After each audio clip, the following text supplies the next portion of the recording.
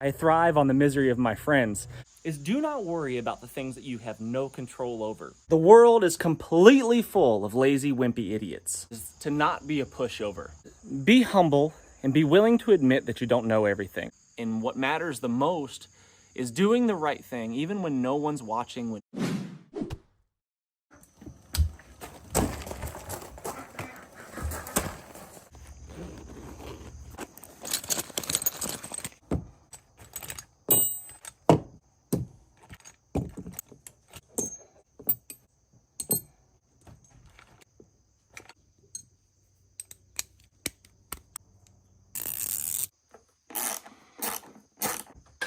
Hey friends, welcome back. I am Jason, and today is my birthday. I'll wait while you guys sing. I turned 40 years old today. It's a big 4-0. And so I figured what I would do is I would tinker on my motorcycles, I would spend time with my family, and just relax. Seems like a good day, right? And of course I gotta take you guys along with me. That would be rude to exclude you from my birthday celebration. I'm taking some of the good parts off of here and I'm putting it over on the new bike. Over on Rocky, as I'm calling her. Raquel, but for short, we're gonna call her Rocky. Maybe what we do in today's video is I'd share some words of wisdom. Maybe perhaps some things that I've learned in my 40 years that have made a difference in my life, that have made me stronger, experiences perhaps that have made me a better person. And then while I tinker a bit, we'll talk about those things. So here's a USB charging port here that connects to the battery right there. So what I'm going to do is I'm just going to rob this off of here, and I'm going to put that on the new motorcycle so I can charge my GPS or my phone or whatever that I'm using.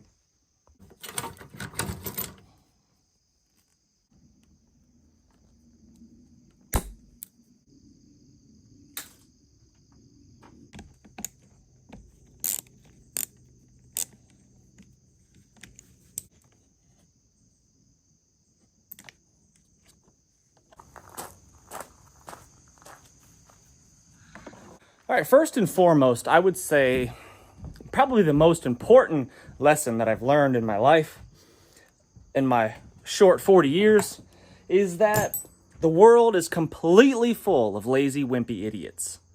It's chock full of lazy, wimpy idiots. And your only job if you are going to be successful in this world is to not be one of them. Don't be one of the lazy, wimpy idiots.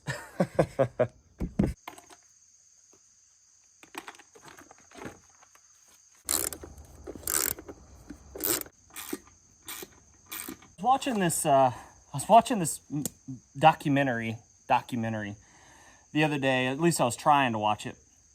And it was this guy, I forget what his name is, but it doesn't really matter. He was in Africa and he was catching this man-eater crocodile, and he was basically saying the thing was 17 feet long and 2 tons. And very obviously, it was not even close to that. It was like, it was a big crocodile, maybe 12 feet long and maybe 800 pounds, something like that. Less than 1,000 probably. So huge exaggeration. And I thought to myself, who believes this crap? And I was talking to a buddy about it, and he was like, no, man, like, we are the exception. Most of the world believes that nonsense. They just take it in for what it is and accept it as truth. And I thought, really? Like, okay, there's no way people are that dumb, but apparently, a lot of people are. And I guess, I know this to be a fact because when you just talk to normal, average, regular people, they believe in, the WWF wrestling and stuff like that.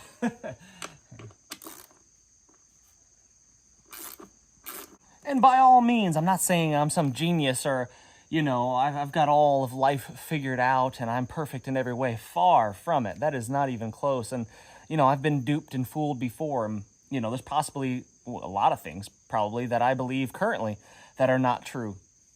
But I think the difference is between us, you guys, us watching, and the rest of the world is that we think We actually use our brains to critically think, and we process information that comes in, and we don't just take it, we don't accept it as face value.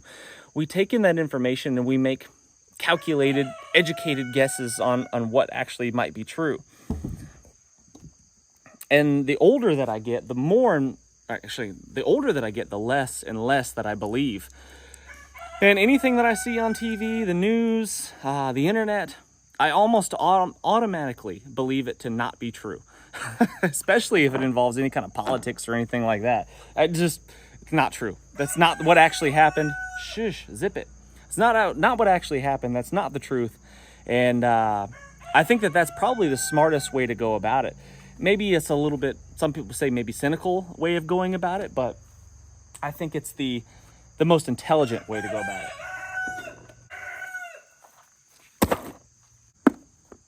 I love how this bike is set up. It's so simple. Very few electronics. I mean, if you take a look at that KTM over there, there's a whole lot more business going on in there. This has got very few wires, very few fuses, no computers, none of that stuff to get in the way of my freedom. It's got a battery and a couple fuses right there, and that's pretty much it. So I've got to figure out how to get those wires connected to my positive, negative terminals right there, or somehow, some way connect it, and then run it all the way back up to the handlebars somewhere close to here where I can connect it to my device. Want to get a workout in? Gonna work out with me? Yeah. Huh? I do my own little workout almost every Do you want to day. do a tough workout with me? On my 40th, it's going to be 40 burpees, No. run 400 meters. No. 40 wall balls, run 400 meters. No. 40, what was the next exercise? There's four exercises with a 400 meter run in between each one. Are you in? Come on. No. Come on. Are you getting soft on me? You getting soft on me? No. My wonderful boy brought me coffee this morning and said happy birthday to me. What a great gift. I want you to work out with me on my birthday. I want to suffer with you. No. I want to suffer together. No. That's what I want. I want misery and suffering. You're getting something else. Disconnect those. That's a 10.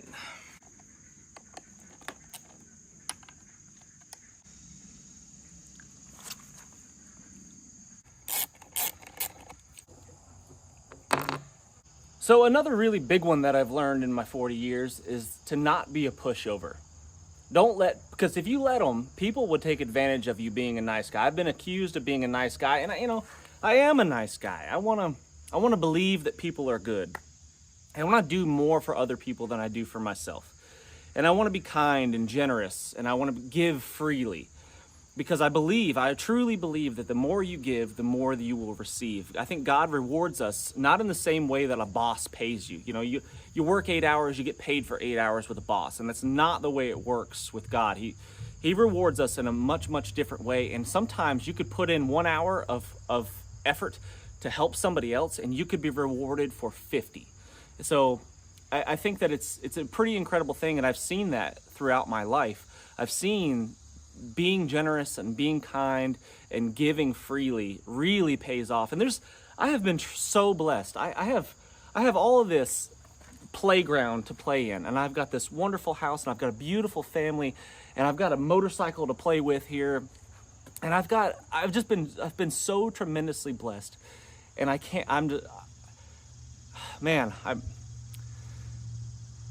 I'm very grateful for what I've been given in my life.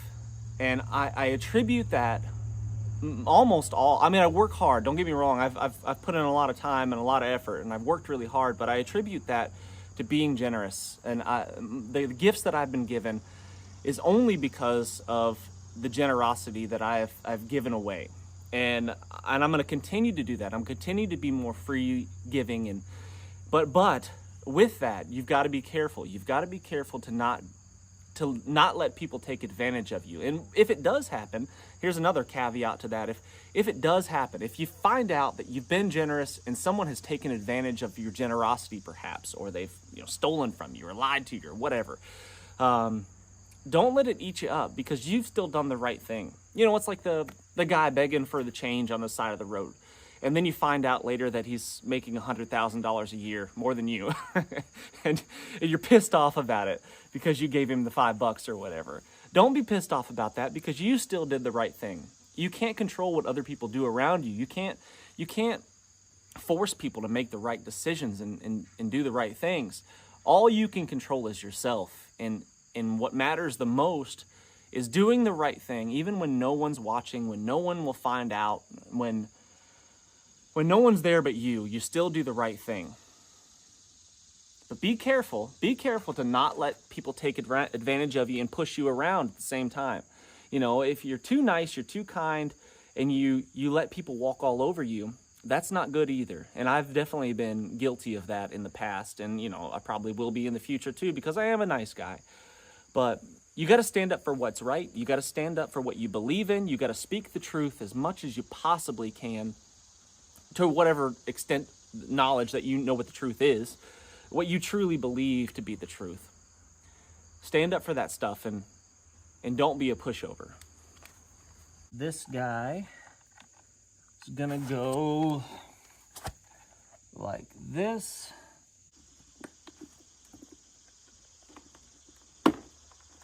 Huge shout out to Southern Honda Power Sports up in Chattanooga. If you guys ever need help with any kind of moto, side-by-sides, ATVs, whatever, make sure you call them first, because they are super helpful, really, really knowledgeable.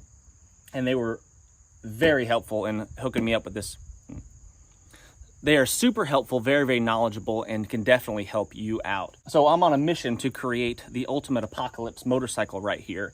And having a good means of navigation, technically, after the shtf, maybe the GPSs are no longer a thing, and it won't be very helpful. But in the meantime, the GPS is really, really helpful, because when I'm out riding, I try to stay off the main roads, I stay off the highways, and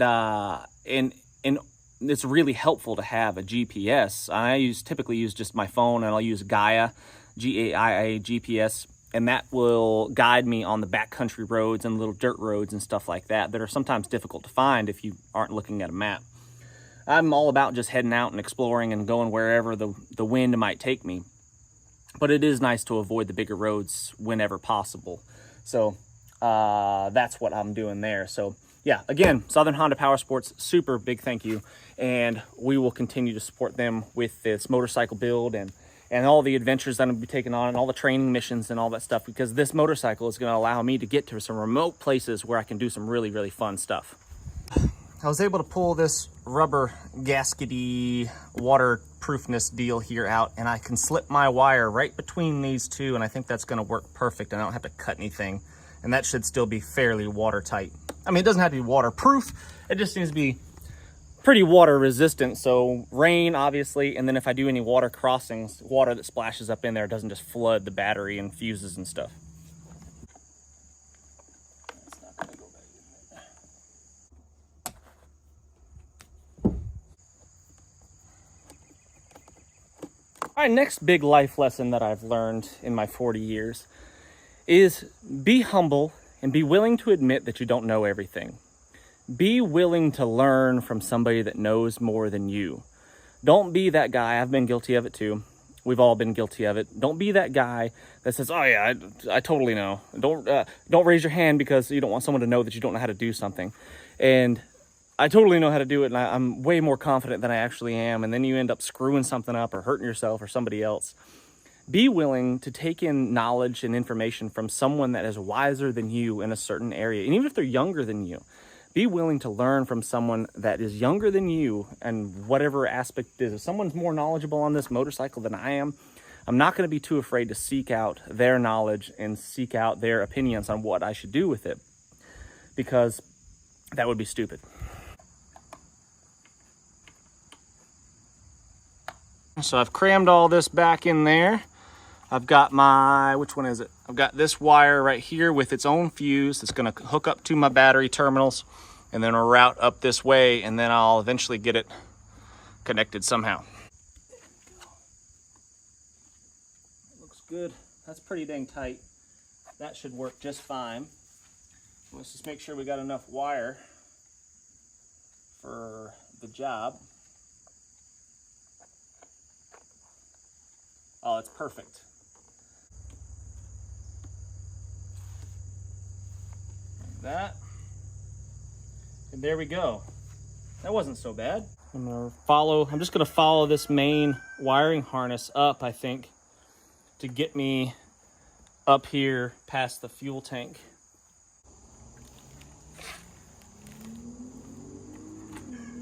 There we go.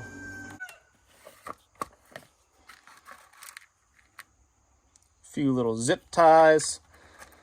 I want to try to use the shortest charging cord possible. So I'm going to hook it right here. That way my phone or my GPS or whatever I have mounted right here will only have this short little like 4-inch section. And I'm going to connect it to these wires because that moves the least. There's almost no movement there.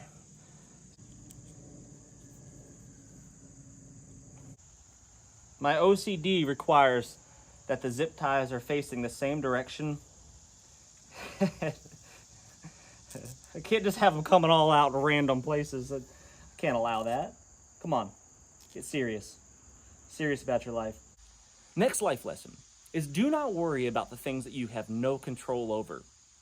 If there's nothing you can do about it, let it go and focus on what's important in your life. Can I control what's going on in Washington right now? Absolutely not. Can I control what's happening 5 states over? Absolutely no. Can I have any control on what's happening in Russia or Ukraine? No. Why am I going to worry about that? I'm going to worry about what's important to me, what's close to me, and things that I can have an actual physical effect on in my life. I'm going to worry about the people in my life, the people that I see on a daily basis. You guys watching my videos, that's what I'm concerned about. I'm not worried about it, but that's what I'm putting my energy into, and I'm not stressing. Some people spend their lives glued to the TV or their phones, freaked out, stressed out about stuff that they have zero control over, and it's killing you. Let it go.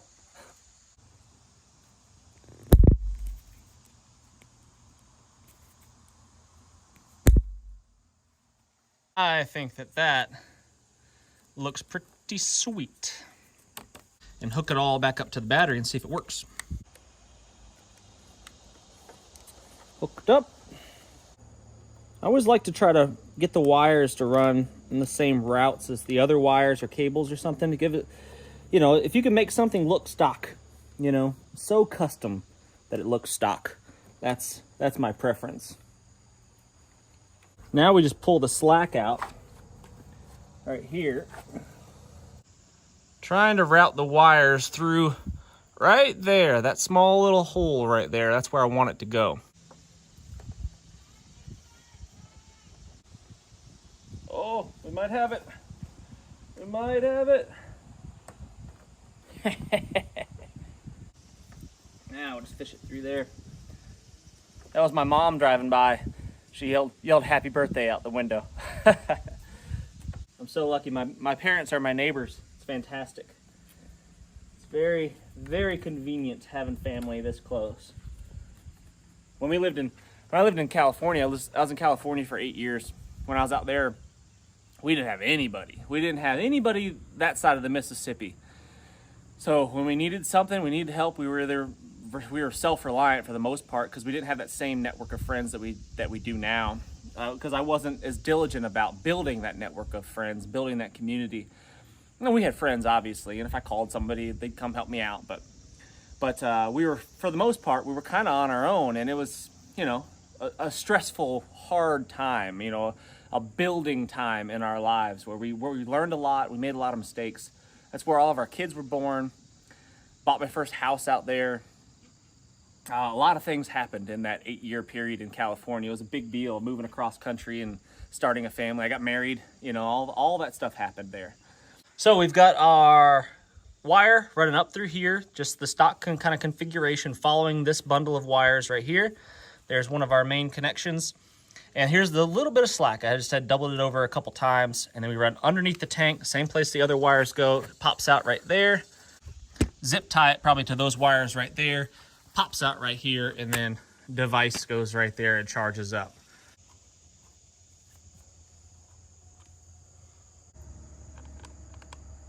I would say next life lesson would be maybe not enjoy the hard stuff, the hard times, but learn to appreciate the difficult times, because it's the difficult times, it's the struggles, it's the challenges in life that you learn the most from, and that you grow. That's when you really grow, is when you're pushed to your limits and you're really struggling. You know, that's when you make that's when the magic happens right there. All right, we got everything hooked back up nice and neat, and to me that looks stock. I don't think anyone would be able to tell that that's an aftermarket kind of deal. Wires running up through here, and I've got the deal charging, and it's literally charging the phone that I'm recording this video on right now. And that is fantastic. Tells you the voltage that you got, and so if it's starting to run low and you think you might be burning up too much juice out of your battery, you can just start the motor up and get it charged back up again.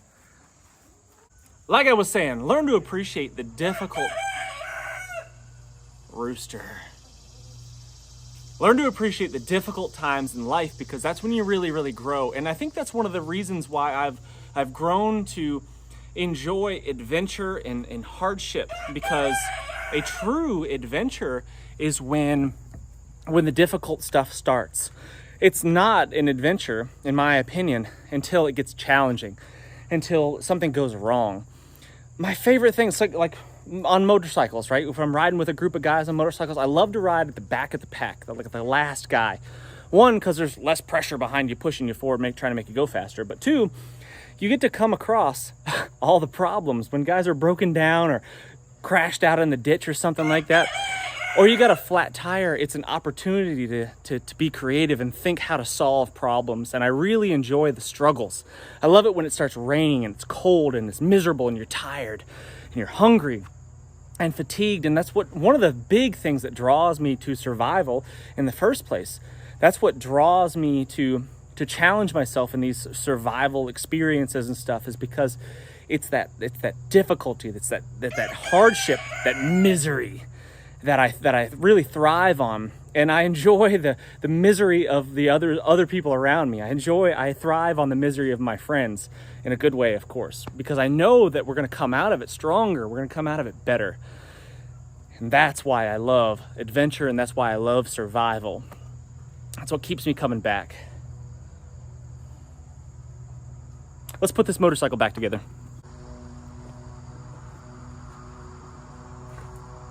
Here's some black silicone outdoor sealant. Let's just squirt a little in there. Just a little.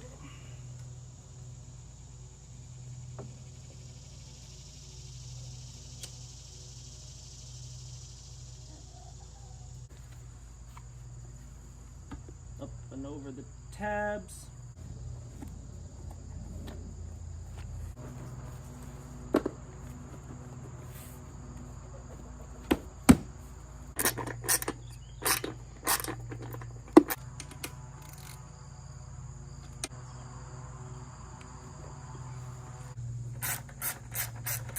All right, friends, thanks so much for watching. Really do appreciate it. Leave in the comment section for me anything, some words of wisdom that you could potentially offer the rest of us. Something that you've learned to change your life. Thanks so much for watching. Time to get my workout on. See you next time.